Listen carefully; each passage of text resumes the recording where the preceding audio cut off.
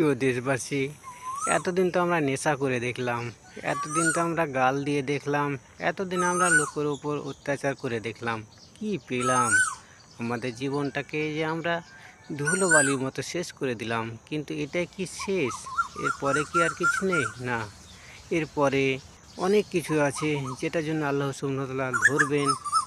তাই আমরা প্রত্যেকেই চেষ্টা করি আল্লাহর পথে ফিরে আসি, নামাজ পড়ি। দেখুন, বারবার মানুষ নামাজের কথা বলে কেন? বারবার কোরআন হাদিসের কথা বলে, কোরআন হাদিস নামাজের কথা বলে কেন? কেননা প্রথম কথা হবে নামাজ থেকে শুরু। তাই প্রত্যেকেরই উচিত আমরা কিছু হলেও আমরা সঠিকটা জেনে ৫ ওয়াক্ত নামাজ পড়ি এবং আত্মীয় স্বজনকে সহযোগিতা করি। মানুষের কাছ থেকে মানুষ সহযোগিতা পাবে, তাতে আল্লাহ খুশি হবে, আল্লাহ পাওয়া যাবে।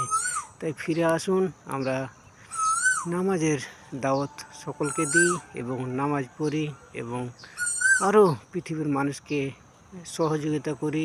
আমরা নিজেরাও মানুষের কাছ থেকে সহযোগিতার উপযুক্ত হই।